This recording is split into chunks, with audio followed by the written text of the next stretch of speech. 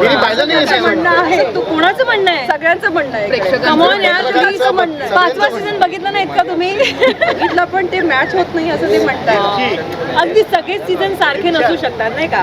प्रत्येक सीझन मध्ये वेगवेगळे कंटेस्टंट वेगवेगळ्या स्वभावाचे. आता 6वा सीझन वेगळा आहे, 5वा वेगळा होता, 3रा नाही. पण त्यांचं म्हणणं आहे की पहिल्यासारखं सीझन होणे नाही पुन्हा, असं त्यांचं म्हणणं आहे. मग नाहीच झालं ना, पहिल्या सीझन सारखा सीझन नाहीच झाला. तू पाहिलाही नाही असतो. मग ह्याच्यावर सगळे सीझन रिलिजियसली पाहणार आहे सर. थँक्यू कोणता बेस्ट होता?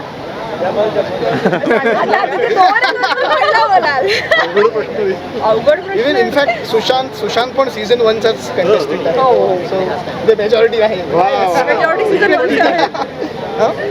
पण हे जो तिसरा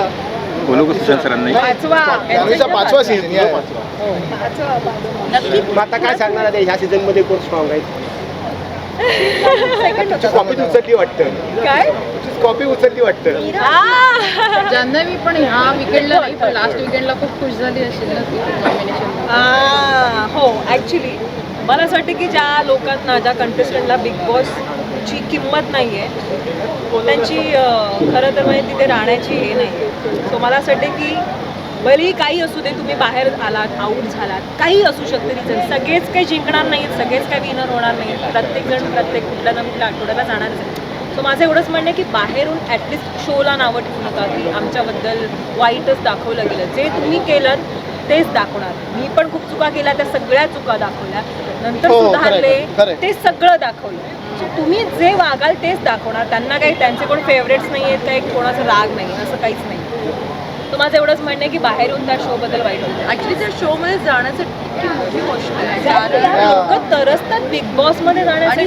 म्हणजे लोकांना सगळ्यांना जायचं असतं, पण त्यांची टीम इतकी तगडी टीम तिकडे बसली आहे, जे रिसर्च करतात की कोणाला घ्यायचं आहे कोणाला नाही. मोठा टास्क येतो आणि त्यांनी बोलून आणि असं पण नाही की खूप काही केलं असेल त्या व्यक्तीने, पण तर आय थिंक एक मान ठेवणं खूप गरजेचं आहे. कारण जे काय आता आम्ही पण बिग बॉसमुळे हे सगळेच कंटेस्ट म्हणजे सीझन 1चे 2, 3, 4 सगळेच कंटेस्ट अजूनपर्यंत बिग बॉस, कारण की बिग बॉस आहे म्हणून आम्ही आहोत. एक ओळख आहे ना यार. आज आमच्या नावाच्या बाहेर खाली ब्रॅकेटमध्ये लिहिलेलं असं बिग बॉस फेम, हे आवर्जून लिहिलेलं असतं. याच्यापेक्षा मोठं काय आहे अजून? मी तर तेच म्हणत असतो म्हणजे. आणि आमच्या सीझनचे ते सगळे म्हणजे सगळे आम्ही खूप आहोत आणि आम्ही खूप वी आर स्टील टुगेदर आणि खूप आमचा ग्रुप आहे अजूनही सीझन 1चा. जर कोणी विचारलं तुला कुठल्या सीझन मध्ये जायला आवडतं, मला 1 मध्ये जायला आवडेल. Oh my God, okay. कारण ते रॉ होते. हो actually.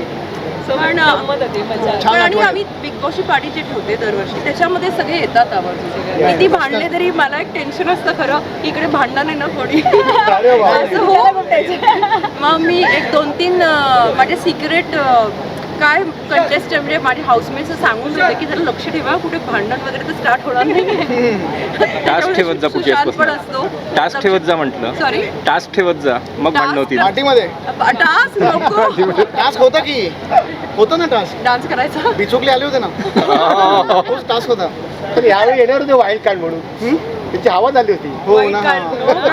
I missed Bichukale sir in the show. या आय मिस हिम. ऍक्च्युली मजा आली असती. नाही, मजा आली असती खरं तर. हो, मजा आली असती. आम्हाला वाटतं की तुम्ही पण आले असते, मी पण आले असते वाईल्ड. वाईल्ड कार्ड आलेले अरे आहेत. बघ ना. मग आता तुमच्या मार्फत आम्ही सांगतोय मेकर्स ना की आम्हाला पण बोलवा जरा. आम्हाला बोलवा जरा. एक दिवस तरी टाका ना गेस्ट म्हणून. मजा येईल. ते आधी करत होते आय थिंक पहिल्या 2-3 आता त्यांनी बंद केलं. आता ते बंद केलं. 2-3 सीझन आम्ही चला. Okay, Thank you. Thank you so much.